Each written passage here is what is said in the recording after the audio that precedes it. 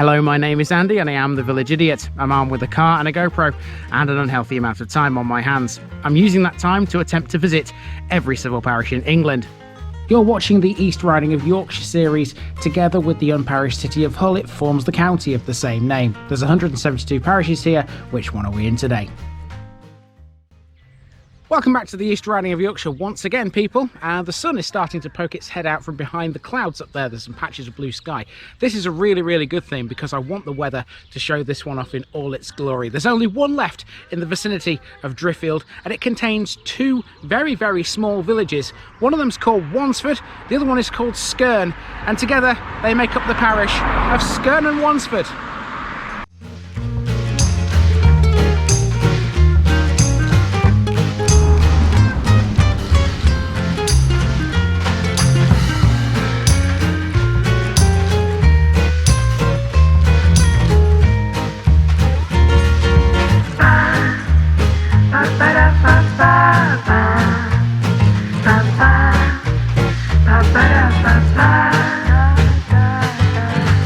Here's my disclaimer for people who may be watching me for the first time. I say things as I would in my native accent and dialect. As a result, I may not pronounce things in the same way as the locals do. Remember, I'm a visitor. It's impossible to know everything. Leave me a comment, spin me a like and bash that subscribe button. Let's get to today's parish video.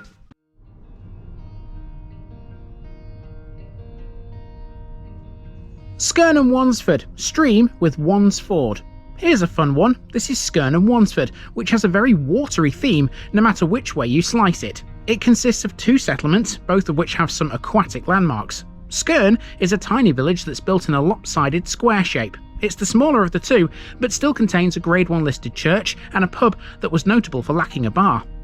To the south of the settlement, around the course of the West Beck, which is the old River Hull, are the Skerne Wetlands, managed by the Yorkshire Wildlife Trust. Arguably it's Wansford though which steals most of the limelight here. It's there where we find a second church, another that was commissioned by a man we know very well already, one Sir Tatton Sykes.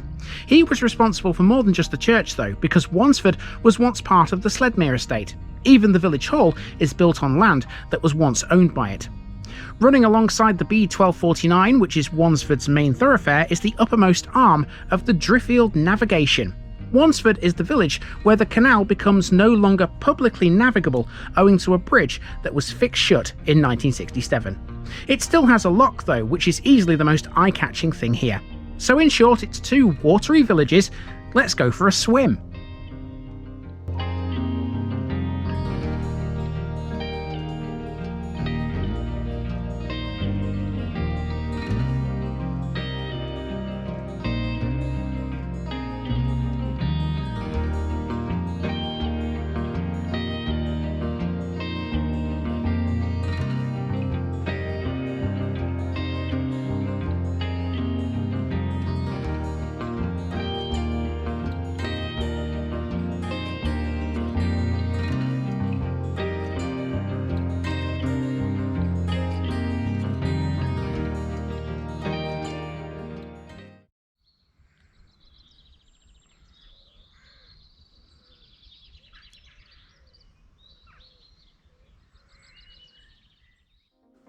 We begin our journey through the parish in Wansford, which in my opinion is the more interesting village of the two. This here is the old school on the road to Nafferton. According to the parish council's website, this was designed by A.G. Street. That's wrong. It should of course be G.E. Street, who we're already familiar with. He also designed the schoolhouse, which is next door, as well as two other cottages on Wansford's main street. He did so after being commissioned by Sir Tatton Sykes, because even though Wansford is miles away from it, it was once part of the Sledmere estate. Sir Tatton also had a say in the main religious building here as well, and this is it. Again, designed by Street after being commissioned by Sykes, St Mary the Virgin's Church was built in 1868. Sykes' involvement here means again we're looking at another building that's on the Sykes Church's trail. In 1993, Wansford's churchgoers and supporters enjoyed a week of celebrations when this building commemorated its 125th anniversary. It's over 150 years old now, so I wonder if there was a second celebration. In any event, the church is a Grade 2 listed building, having gained that status in 1966. Well, there is a board in the lit gate that says that this church is open, but it's actually not. I imagine there's some kind of work going on inside there because there's some kind of paper attached to the door handle that's from Northern Power Grid. So I imagine it's like not accessible at the moment. Bit of a shame. I would have liked to have seen inside this one, but never mind, doesn't matter. Wansford has got plenty of other things we can talk about. Let's continue. Residentially, Wansford is little more than 3 streets. There's the main street, which will end this walk, then there's the B1249, which connects it to both North Frodingham and Driffield, and then there's the square. This, the latter of the 3, is a beautiful collection of cosy cottages that are tucked away in an inviting little cul-de-sac opposite the church. They're a nice mix of both old and new, but you can tell farming has had an influence on them all. Now, speaking of farming, our next job is to follow a footpath which crosses this field and ends up on the B1249. However, this didn't go to plan. I had to detour through a farmyard, so I purposely left the camera off to protect their privacy. It seems part of the path no longer exists. Any road up, we're still here at Wansford Manor, which is what I was aiming for. Made of red brick and Grade 2 listed, this dates from the early 18th century. Beyond that, there's another small cul-de-sac of houses on the left. This is where the footpath should have brought me out. Had it done so, I'd have crossed a familiar waterway. Hello again, Nafferton Beck. Here in Wansford, this stream, which we met last week, drains into a canal. We'll see the canal shortly, but first on its banks is a pub. This is the Trout Inn. This has recently reopened. It closed in 2021 after its owners, the Robinsons, were forced to sell up due to the effects of the COVID lockdowns and health problems. It now has new owners and it's back in business. So here's Driffield navigation, which we've met before. Between Emmetland and Driffield, it's purely a canal, but it's still marked on maps as the modern course of the River Hull. This is its northernmost arm, part of the final stretch which runs almost parallel to the road into Driffield. Now in a few minutes we will be crossing this bridge in the car because, as you can see, this road here leads to Skerne. It's 1.25 miles away that way. There's not much between the two villages. We're turning round at this point. We're going to follow the Driffield navigation for a short distance. There's a lock to see on the left hand side in a few moments, and after that it's just a simple case of walking back up Wansford's main street, and that'll take us back to the church where we began. The canal has a few interesting features in Wansford. One of them is a lift bridge, which is up a private track just to the south of the village. It's a swing bridge that was fixed shut in 1967. The Driffield navigation is 14.5 miles long in total. Along its length there are 7 locks, and Wansford has one of them. This is a single lock, of which there are 3. Driffield and Winhill are the other 2. This is still used, but very infrequently. That's because Wansford Bridge is the upper limit of public navigation, but this isolated section is still navigable by portable and trailable craft. Now you can reach all of this by bus if you wish. The number 136 calls here on its route between Driffield and the East Yorkshire coast. It can get you to places like Skipsea and Barmston. The shelter is brand new, built as it was in 2023. It replaced a shabby looking old shelter with a corrugated roof. All that remains now is to walk back to the start. This is Nafferton Road, and that's an old phone box. Although it looks like literally just an empty shell, there is a small book exchange in that one. Most of Nafferton Road's buildings are on the right hand side. These are the main ones on the left.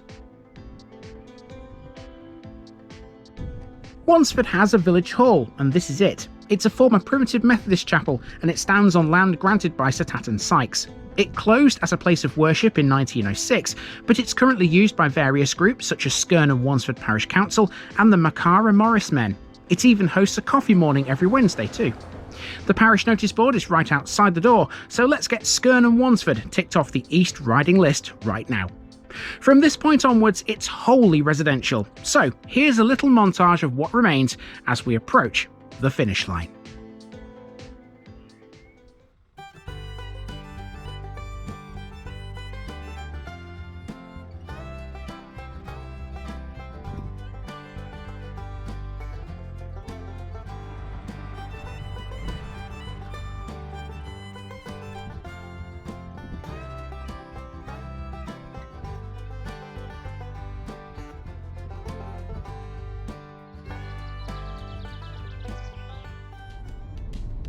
So now we've got to make our way to Skerne. It's about 1.25 miles along this windy, narrow lane between the two villages.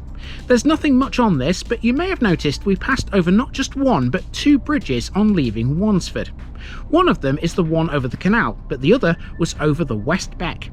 West Beck is the common name given to the upper section of the old River Hull as it rises in the foothills of the Yorkshire Wolds. It's only when it reaches Frodingham Beck at Emmetland that it becomes the River Hull proper. It's a noteworthy watercourse because it provides fly fishing for wild brown trout and grayling. Indeed, further up the road towards Driffield, there's a massive trout farm.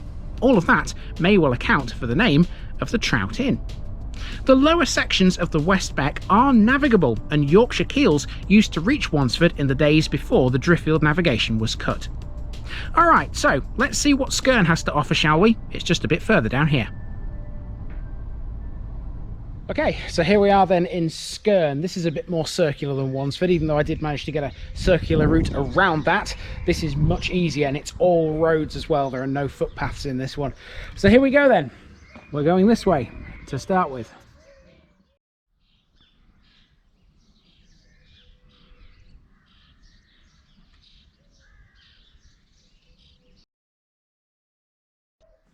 As in Wansford, we begin with Skerne's old school.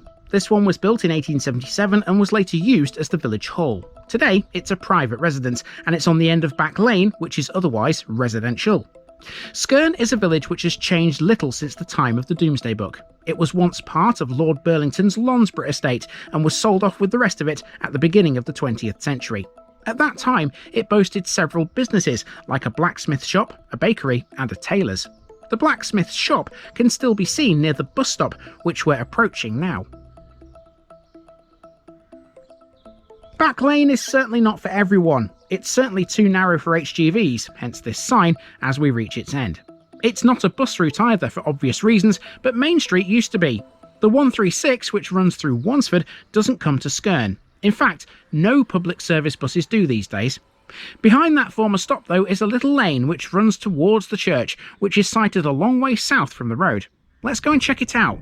The church is one of only 2 listed buildings in Skerne, and the only one that's listed Grade 1. The other, listed Grade 2, is a former pub called the Eagle. Dedicated to St Leonard, this church is substantially Norman, particularly the nave, chancel and the south doorway. The north aisle is 13th century. It has an ashlar-faced tower that's built in the perpendicular style. Inside there are 3 effigies, possibly, according to Pevsner, 12th or 13th century. All of them are located just opposite the church door.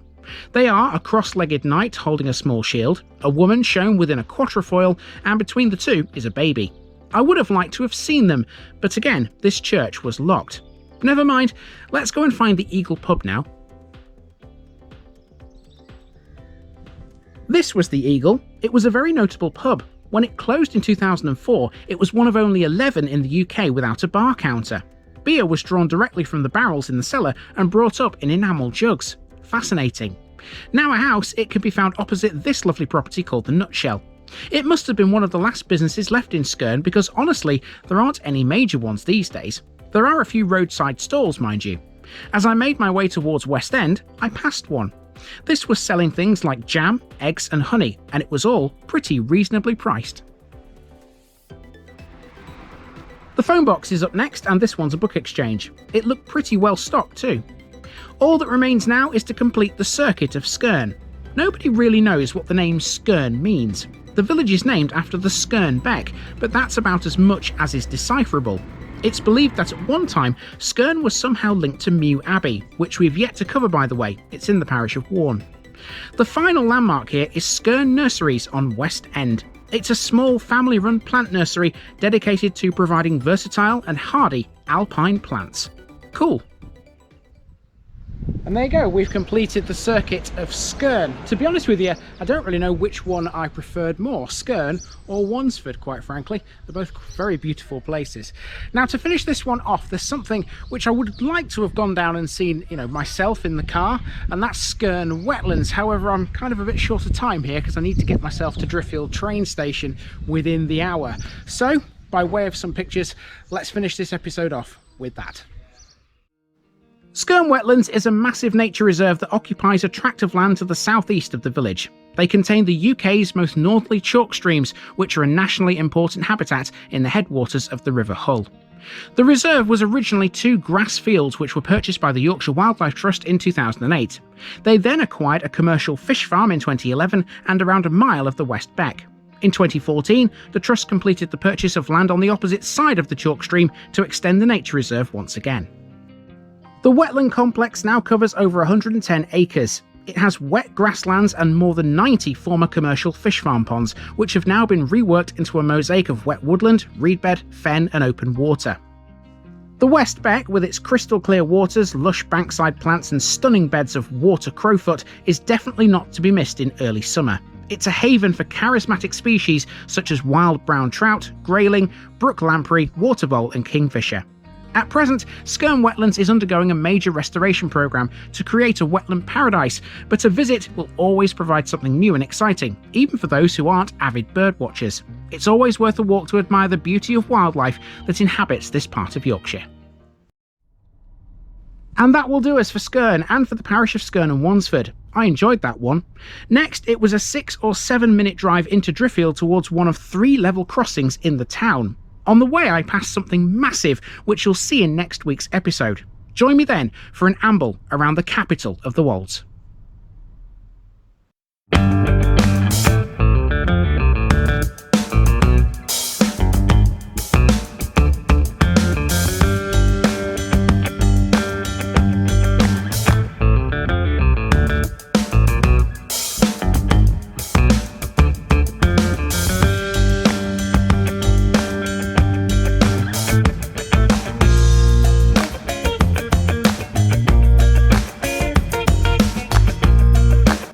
Thanks for watching this video, folks.